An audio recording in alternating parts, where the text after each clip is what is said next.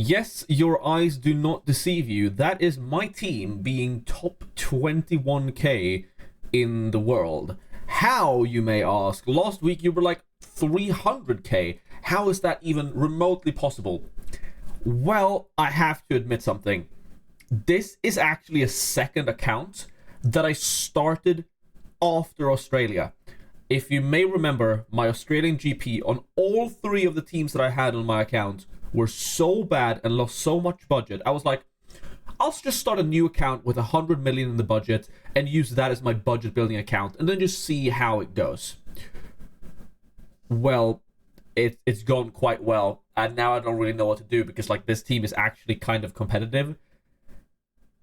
I need help. Hello, my name is Rain and welcome to my channel where I discuss Fantasy Formula 1, and this is my actual account, my actual team. It is another blue arrow up, which is to be expected after the horrible start I had, now catching up to some people who might have stopped playing the game, accounts that are inactive, or accounts that just don't really know the core strategies to how the game works. So another 100k arrow up, decent week for me, good budget gains across the board. In total, I got 230 points up to 902 total. 203 overall rank is nothing fantastic at this stage, but I'm improving, at least I can say that. Yes, I know my mustache is getting out of hand. It's almost grown all the way over my mouth. I'll get that fixed in a while. Don't you worry about it. If it's your first time here, welcome. Please consider subscribing to the channel. We just hit 2,500 subscribers, so thank you so much for that. And Saudi Arabia, it was a pretty good race. I was pleasantly surprised. I was expecting another Japan stinker, to be honest. But I guess now that we've had the horrible race that Japan was, every race feels like semi-exciting, even though it's not the best race in the world. The transfers I ended up making, if you didn't watch the deadline stream, was switching to the meta team. And right, what is the meta team? Well, meta stands for most efficient tactic available, and we've been talking about this for a while, that the meta team is, I'll get to what the meta team could be in the future in a bit, but the meta team has been McLaren, Mercedes, Piastri, Hadjar, and Behrman. The other two cheap drivers on your team could have been any from a selection of 6 that I identified last week. It could have been Bortoleto, it could have been Jack Doohan, it could have been Liam Lawson, it could have been Esteban Ocon and Pierre Gasly, and Fernando Alonso, sorry. I don't know if I said that. Whatever. There's 6 drivers that I thought were good enough for those final 2 slots, and that's basically what most people ran with. That's a team that, if you look on the elite data on F1 Fantasy Tools, you can see that the Patron 500, which is the top 500 in their Patron league, which is usually a very, very, very competitive league with people who have multiple top 10k finishes in their history. Almost all of them have this team. I mean, something like 95+% of people have this. There's a discussion to be had if it should be Ferrari instead of Mercedes, and we will have that discussion a bit later on in this episode. But overall, I ended up switching to this finally after budget building for a while after the start. My budget team value is now up to 107.7 million, which I feel like is slightly above average, but I've seen a lot of people that are on 108, 109, 110, 111 million. So I definitely don't feel like I'm at the top of the echelon in terms of budget, but I'm getting there. And at least now I'm also picking up the points. My transfers then ended up being Norris, Lance Stroll, and Haas to Piastri, Mercedes, and Gabriel Bortoleto ended up being my cheap driver of choice. I was quite lucky that I didn't have the option to go for Pierre Gasly, because I think I would have picked Pierre Gasly if I could have. If I had already had Gabriel Bortoleto, for example, instead of Lance Stroll, I probably would have switched Ocon to Gasly, and Gasly obviously ended up DNFing. And again, if you look at the elite data on F1 Fantasy Tools, about 50% of those people did that exact transfer, Ocon to Gasly, and that heavily backfired for those engaged strategists. So unfortunate if you were on the back end of that, but that is the game we're playing, I suppose. Ocon ended up decreasing 0.2 million. That was to be expected. I was fully aware that was likely going to be the outcome for Ocon, and I'm totally fine with it. Hadjar Behrman increased 0.6 million, had decent point scores as well. You know, for the record, you're not going to get 22 points on Oliver Behrman every single week. That was definitely an anomaly week in Bahrain. I feel like, you know, this 5 to 10 range, if your cheap drivers can get that score, they're definitely, you know, pulling their weight to your team. And Gabriel Bortoleto, again, just can't decrease in price because he's hit rock bottom, which was the entire purpose of bringing him in. And across the board, every other asset of those 6 that I mentioned previously that were options ended up decreasing in price. So I feel like Bortoleto was the correct choice. Alonso was close to increasing 0.2 million, and in that case, I do think Alonso would have been the right choice. But since Alonso also ended up decreasing 0.2 million, had like a 7-pointer, I think. I think he needed 8 or 9 points to increase. I'm totally happy having Gabriel Bortoleto. Both Alpine boys having stinkers. Liam Lawson obviously decreased in price, but looks really good for next week, so we're going to talk about that as well. So this was my team. Overall, just a decent week, another step forward, step in the right direction, building up for Miami. But I have some decision to make for the next week. So why don't we go over and look into what my options are for the Miami Grand Prix. So here we are on the F1 fantasy site, and looking at my team now, a lot of people will have only made 1 transfer in Saudi to prepare for Miami to have 3 transfers. And the question everyone's asking is, should I limitless, right? Should you limitless in Miami? And my answer will remain the same. Don't limitless until you've seen what the sprint qualifying looks like. If the sprint qualifying looks good, and a sprint quality that looks good equals that your drivers that you want on the limitless, such as Lando Norris, Oscar Piastri, Max Verstappen, qualify poorly and end up like P10, P9, something like what happened here in Saudi Arabia with Norris crashing in the qualifying. If that plus another one of the top drivers are further back in the grid, definitely consider the limitless in Miami. For now, though, wait and see, okay? Don't pop it yet. There's no rush. Wait until the sprint qualifying. I'll have an entire limitless video out later this week. But looking at my team, I obviously only have 2 free transfers, and this team is limitlessable. Okay, I'm gonna use that adjective a lot.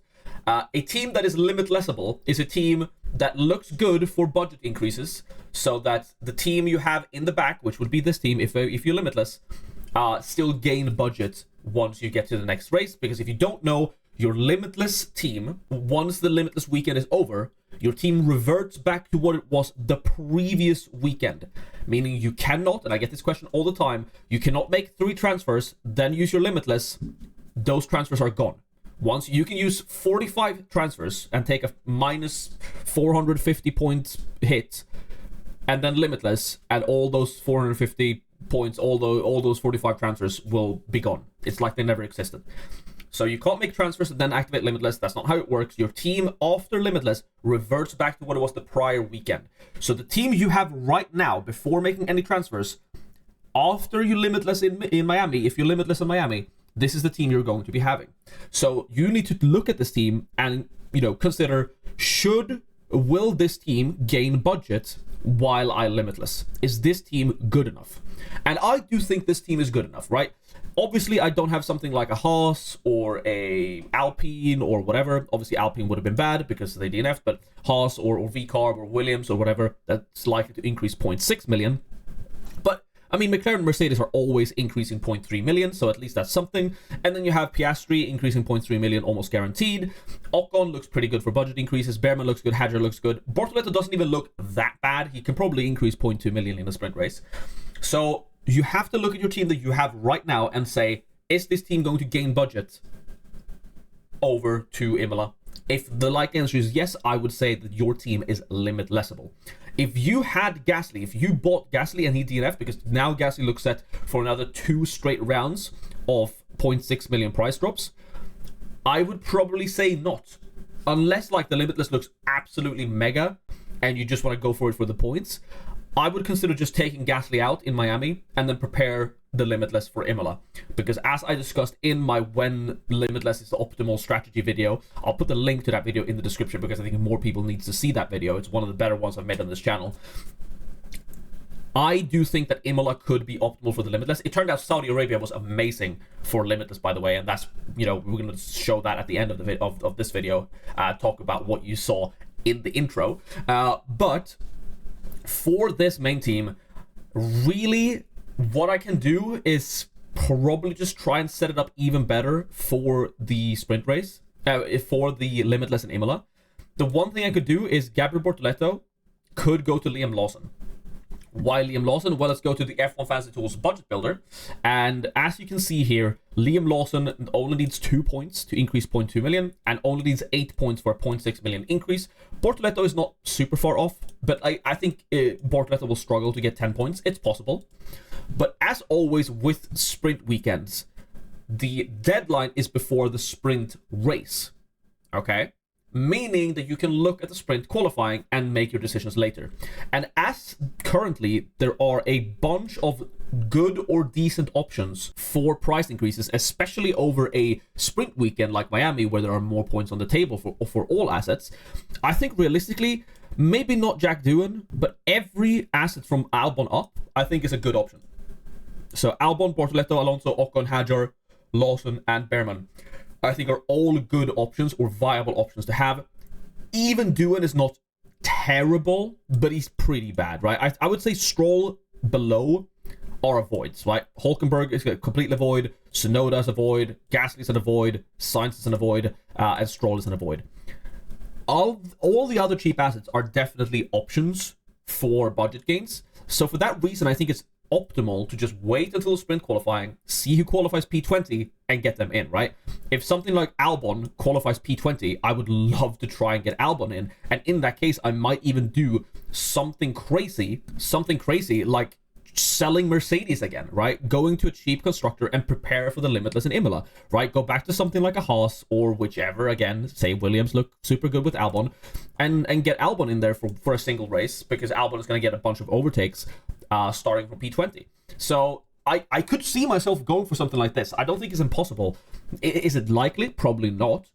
It's definitely more likely that I just end up, going for the simple decision of getting Liam Lawson in there, who does look the best out of all of these options, and to just run this in Miami, call it a day. But there is an opportunity to consider this. And I also want to discuss another strategy in mind. Say you want to prepare your Limitless for Imola by downgrading one of your constructors. And by the way, what I mean by that is, if you buy a cheap constructor now, just what we talked about previously with Limitless reverting your team and you gain the budget of the team you have in the back and yada yada yada, that entire spiel that I did just now, if you buy a cheap constructor now, Limitless and Imola, you will get the price increases for that constructor over 2 races, meaning you will gain a lot of budget. So there is merit to buying a cheap constructor this week, especially if that cheap constructor looks good for overtakes in the sprint race. So if you end up going for something like, let's say Haas, again, because Haas are super likely to increase in price, even if they've, if Haas has one DNF in, there's 2 races, right? Say Behrman DNFs in the regular race, but scores points in the sprint. Ocon scores points in the sprint and the main race. Haas is probably increasing the maximum, right? So Haas can even afford a DNF, which is insane. So say you get something like a Haas in here, and say that you bought Liam Lawson, say this is your team. What you can do now, because obviously you would have 14.5 million in the bank, is that after the sprint race, say Liam Lawson qualifies P20 and you want Liam Lawson, he looks really good for budget, he looks really good for overtakes in the sprint, but you don't really want him in the main race. Well, with this 14.5 million, you can then final fix before the qualifying and take out whichever asset you want for something like a Kimi Antonelli. Or if you want something bigger, if you have more budget, I would have to go Ocon out to get someone like either Lewis Hamilton or George Russell in there. But I know some of you with more budget than me could afford to do that with Lawson or with Behrman, maybe even get a Charles Leclerc if Ferrari look good. So I do think final fix is a strategy in Miami, especially if you go for a cheap constructor. But I do think that's a little bit out there, but it's not an impossible thing to do, because, George Russell's points in both the qualifying and the main race is obviously going to be better than Ocon's in the qualifying and the main race. So you get the cheap assets point in the sprint race, and then you move to one of the expensive assets on the final fix. I think that's totally reasonable. It's something you could do. But again, the most likely outcome for me personally is probably just to do this. But we have to wait and see what happens in the sprint qualifying. And that is my main tip for you guys. Wait until the sprint qualifying. Don't make any transfers now. You have 2 weeks. A lot of things can happen in these 2 weeks. And especially since there are so many viable options this week with all of these assets being decent. Say Alonso qualifies P20. I would love to get Alonso in, even over someone like a Lawson, if Lawson starts like P11 or P12. So A lot of things can change with this team. A lot of things can change with my plans. It can go literally anywhere from just doing one transfer to get Lawson in to, downgrading this and getting Albon and all of these crazy wacky stuff. So that's my plan. My plan for this team is to prepare for the Limitless in Imola, unless the sprint qualifying makes the Limitless look absolutely excellent, and then I might Limitless with this team in Miami. So if you want to see what that Limitless team would look like, subscribe to the channel and watch my Limitless video that will be out later this week, and also show up to the deadline stream, of course, next Saturday. Which will be before the sprint, not before the qualifying. So do not miss that deadline stream. Now let's talk about something a little bit interesting, and that is my other team. All right, so let's talk about this. I have shown on stream before, if you've been on stream, I've shown that I started a new team in China. And I can prove it. This team, or this account, did not play in Australia.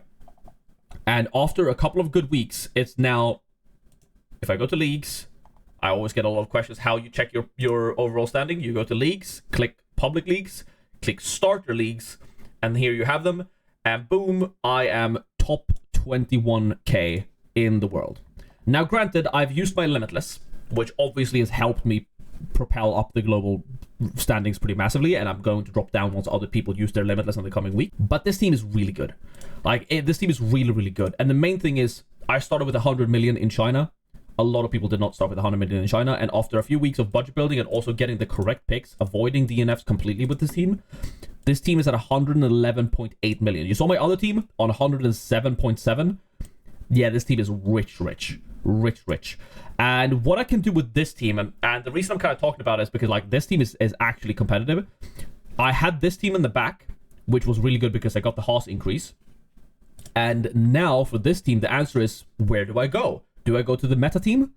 And because this team is so much richer, I can actually afford to go for a Ferrari team with Ocon in there as well. So McLaren, Ferrari, Oscar Piastri.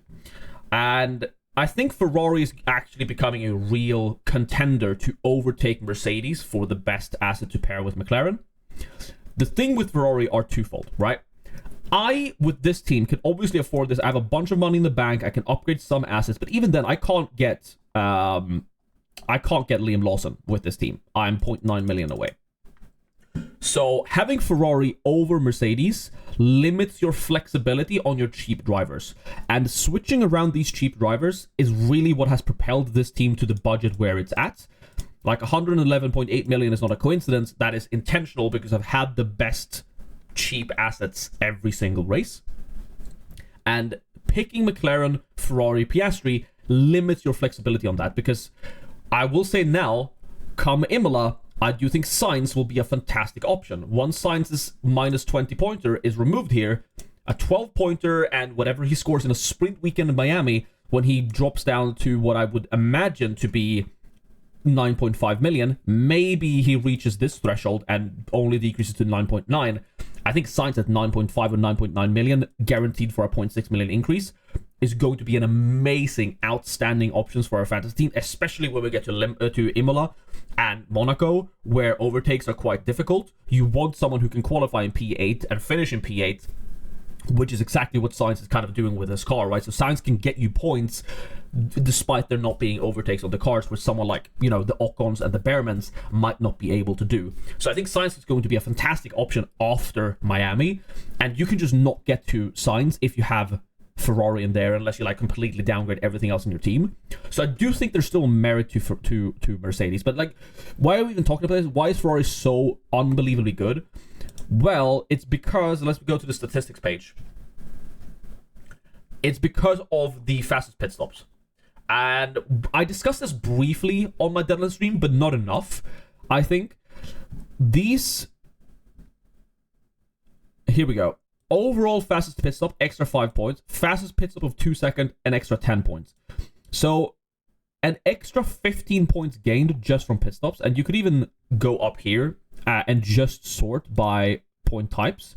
Let's remove all the sprints, all the qualifying, all the race, and just talk about fastest pit stop, race fastest pit stop, and record world fastest pit stop. That's obviously not happened yet. Save. And look at the points that Ferrari are getting. Ferrari are getting 15 points every week, and they would have gotten it in China too if they didn't get disqualified, right? So 10 points would have been 15, 15, 15, 15. And if they keep getting that, like, that's enough to properly outscore Mercedes. I mean, look, Mercedes are just getting 5, 5, 5, 5, 5 every single week. That's an extra 10 points the Ferrari constructor are getting over Mercedes every single week. And in addition to that, if they're going to, take that final podium spot away from George Russell and Leclerc's there, they're going to outscore Mercedes by about 15 to 20 points every single race if that continues the way it is right now. I don't think it's so cut and dry as I've seen some people say. I've seen some people online say that, like, oh, Ferrari are obviously better. I think it's a bit more nuanced than that. When I discussed Ferrari versus Mercedes in my deadline stream, I said that while Ferrari look good, how much will they outscore Mercedes by? And I do think they outscored Mercedes by the most they possibly could have in this race. George Russell was only 5th. That was the best Mercedes car. Leclerc ended up on the podium, P3, in addition to Ferrari sweeping all the points. So let's just include all of the points again. Ferrari outscored by about 18 points. And if we look at prior weekends, in round 4 it was 13 points. Round 3 it was equal. We can't really count China, of course. But obviously round 1 it was heavily in Mercedes' favor, mainly due to Kimi Antonelli and all those overtakes that he did. But even if something like this continues to happen with like 13 to 18 points, I don't think it's so cut and dry, because while you might gain points with Ferrari right now, if you can afford Ferrari, you're gonna lose out on budget, because sure, you might be sitting there with Gabriel Bortoleto, who's not going to decrease, but especially in races like this, when there are actual options that can increase 0.6 million, like a Lawson, and then in the future, like Carlos Sainz, if you can't afford them because you're sitting with Ferrari, I do think later on in the season you're going to miss out, because eventually, once people's budget increases enough by doing these switches between these cheap assets, like we've been doing so far this season, you can suddenly reach a team with McLaren, Ferrari, and then suddenly like 2 of the good cheap drivers. We're talking Sainz, we're talking Ocon, we're talking, maybe even an Albon in the future. And then eventually, like when we get proper later on in the season, maybe you can actually start to afford 2 premium constructors and 2 premium drivers. I think that's the goal in terms of budget building. Once you can reach 2 premium drivers and 2 premium constructors, that's when you say, I don't care about budget anymore. We're doing this and just reaping the rewards for your well-played early start to the season. What would that sort of team look like? Well, I think right now, George Russell is the obvious candidate. So imagine I could afford something like this. And then we would obviously just have to pick the cheapest drivers available. And as you can see, I'm about 4.9 million actually away from affording this. But obviously, prices are going to keep shifting and changing. It might indeed be that Isaac Hadjar is affordable and one of the cheapest drivers available. So something like this is like the dream team. And once you can afford this, which again, this team right here is on 111.8 million. And after some additional price increases, I would imagine that once we reach about 120 million, that's probably when we could afford that dream team. So that was a long discussion on Ferrari versus Mercedes. And yes, I do think you can go for Mercedes now, gain some points over your rivals, but are we sure that Ferrari are going to be much faster than Mercedes in Miami? Maybe because it's hot, right? Mercedes will perform worse, but once we get to Imola, once we get to Imola and Mercedes bring upgrades, then once we get to Monaco and Ferrari bring multiple upgrades to try and win Monaco for Charles Leclerc again, then maybe Ferrari are obviously the best. So I do think it's definitely on a race by race basis, but I still think overall, I think the flexibility of the cheap assets right now is more important than those extra 18 points that Ferrari can provide every single week. So that's my take on Ferrari as constructor. But obviously, with this team, Ferrari outscoring made the limitless. Ferrari outscoring Mercedes by a whole 18 points made this team so much better.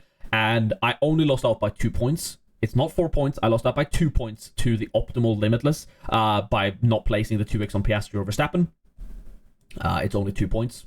It's not 4 points, it's 2 points. Yes, Lando Norris 2x scored 72. 2x on Piastri would have scored 76. But Lando Norris had 3. Just calculate it. It's 2 points. It's not 4 points. It's 2 points. This team worked out amazingly well. I couldn't have asked for a better Limitless. If you watched the Fantasy Formula Hub Limitless video where he went over delta points over previous weekends, over historic the historic data on Limitless delta, I think this delta ended up being like 100 points to the meta team, which is an amazing Limitless result. And I'm just happy that I managed to get it on one team, and I'm just gonna hope that I can get it in Imola as well on my other team, or perhaps I'm hoping that it doesn't go that way so that this team can continue to rise. But my plans for this team, well, it's all up in the cards. I only have 2 transfers, obviously, because I used the Limitless. So do I stick with Russell Haas for another race in Miami? Do I now switch to the meta with Ferrari? Do I switch to the meta with Mercedes? And then obviously I have 9.1 million here, so I can afford literally whoever I want, almost. But it's probably Liam Lawson again, and then suddenly, every team looks the same. But every team is going to look the same for a while, because I do think the meta still is the meta for a reason. And if you don't have Hadjar Behrman, you should definitely probably go and acquire them. So yeah, that's it for this video. Let me know what you think about this second team that I started, because wow, I can't believe it's already surpassed my main team by that much. Obviously I used the Limitless, so it has way more points because of that, but the Limitless also ended up being near optimal. So can't ask for much more than that. But this team so far has completely avoided all DNFs, and well, let's just say my main team has not done that. So thank you so much for watching. I'll see you in the next video. Full Limitless guide will be out later this week for Miami specifically, and perhaps another secret video. But if not, we'll see you. If you don't want to watch that, well, we'll see you at the deadline stream in 2 weeks' time next Saturday. Thank you so much for being here. Like the video if you haven't. Subscribe if you haven't. Thank you so much for 2,500 subscribers. Let's try and make 5K, shall we?